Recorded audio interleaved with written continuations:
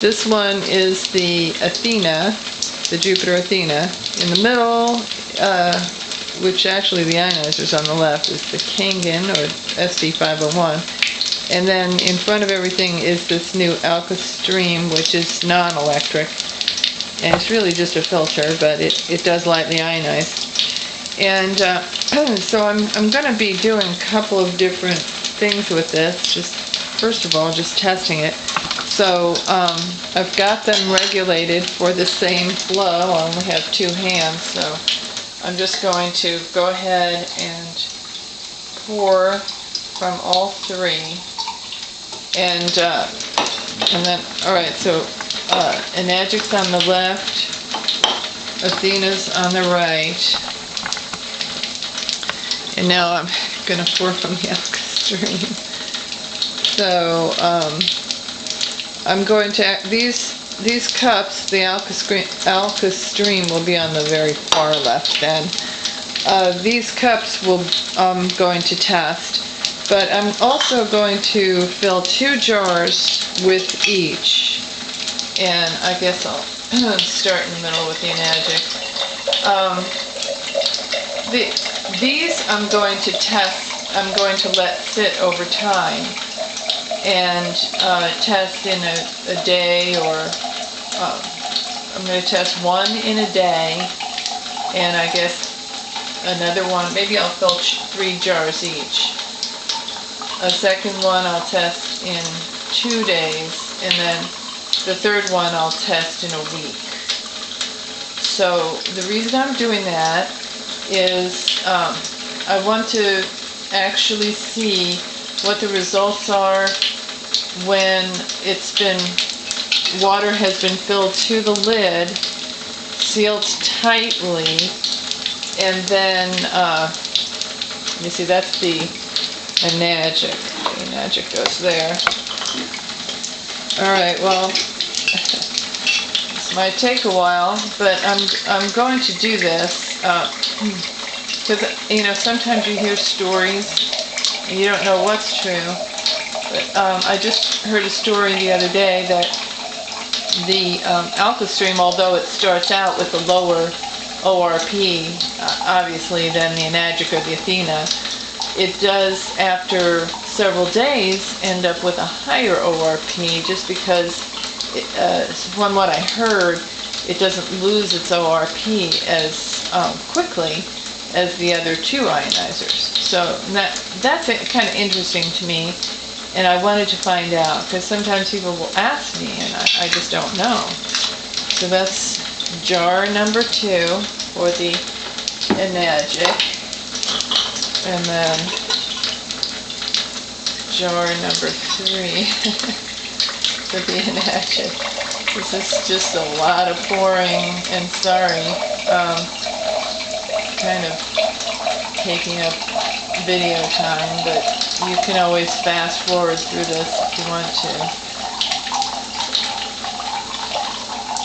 And I just wanted to have like 1 jar that I tampered with at a time, because once you open the jar, any hydrogen that has been released from the liquid, it's going to escape, and anyway, whatever. I have my theories. Maybe I'll tell you my theories in the blog. But I'm just trying to give it the maximum opportunity to keep its pH and ORP. So now I'm going to fill 3 jars from the Athena. I'm wasting all this good ionized water at the same time.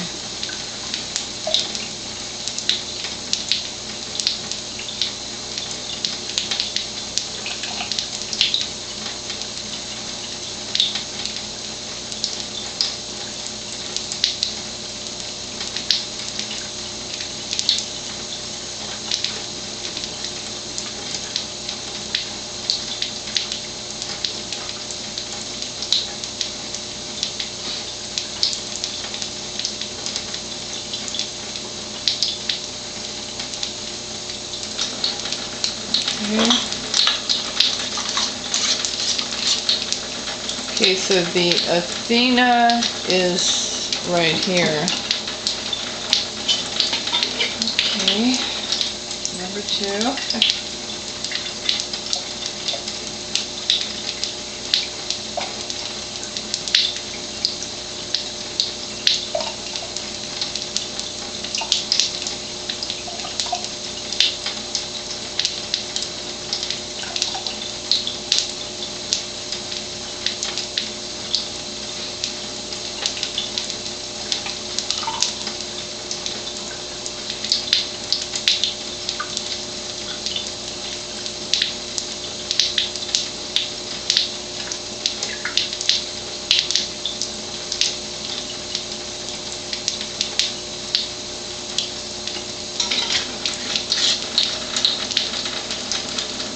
Okay, where to put it? I don't know.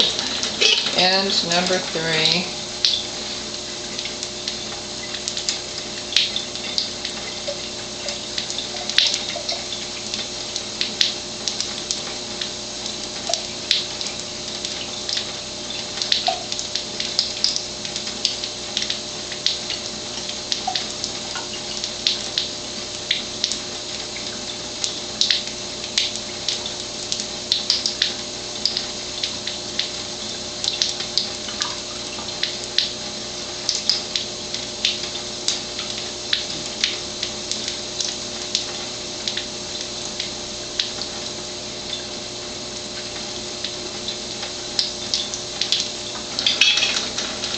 Okay, well, I might be able to just stack it right on top of it. I think what I'm going to do is I'm going to go ahead and turn off a couple of these ionizers. And so now I've got the Alkastream here, and I'm going to fill up the 3 jars with that.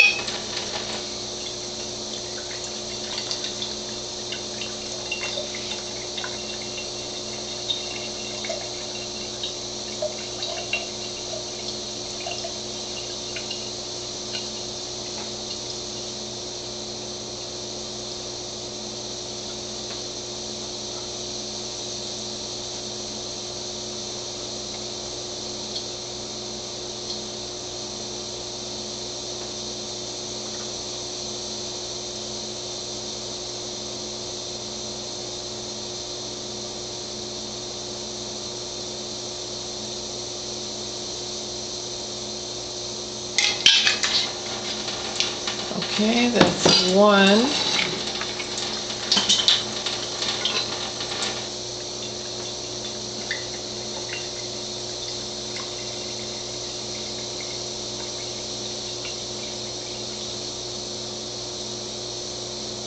I probably should have just done 1 jar each, but I honestly just wanted to, just for my own self, to have at least 1 jar end up 7 days later that has never been opened from each one of these ionizers.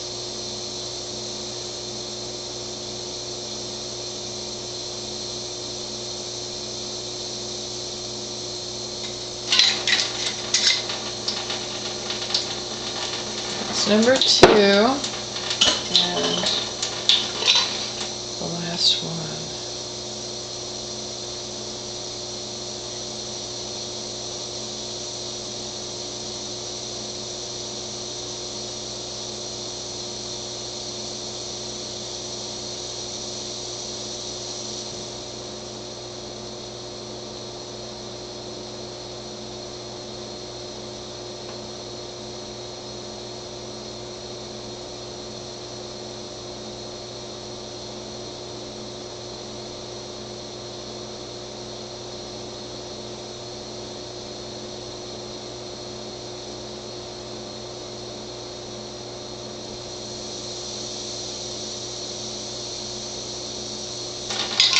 Okay, oh my god.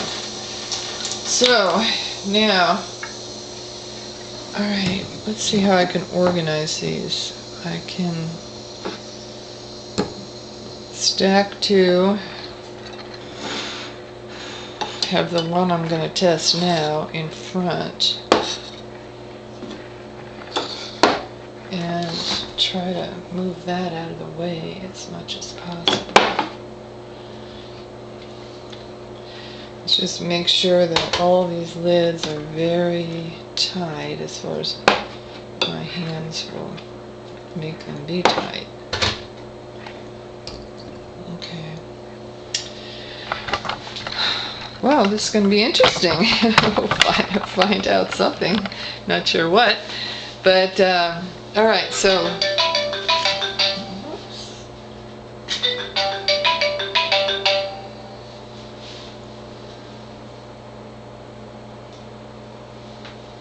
Okay. Can't take that phone call. Sorry, person. Alright, I'll take that phone call just as soon as I'm done with this. I'm going to start out with the Alkastream. Now, that's this one on the left, and we let it settle down a little bit because it is these meters don't instantly jump to the correct reading, unfortunately, and it just takes a while.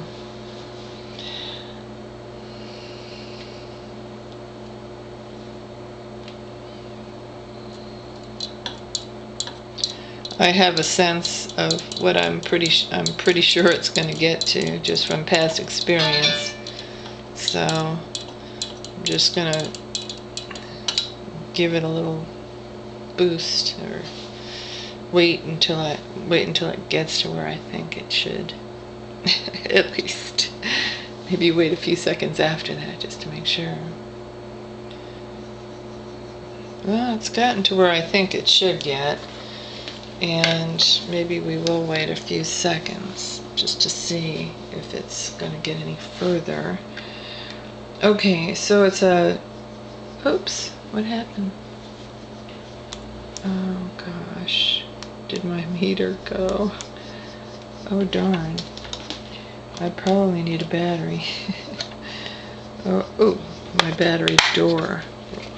Oh, there we go. Great, fantastic. Alright, so we've got a 9.6 pH and a negative 151, which is very much predictable. This is what I was expecting. That's a low ORP. I mean, that is not nearly as good as what we're going to see with the Enagic or the Athena coming right out of the ionizer. But it is, you know, a good. It's similar to what you would get at level 1 maybe of these two ionizers. By the way, I have both the Enagic and the Athena were set at Enagic is calling it Kangen water 9.5, and Athena calls it level 3. So that's the settings that I had for those. And for better or worse, that's what I'm doing it at. So I'm going to let this settle, just like the other one. It takes a little while for these numbers to settle, and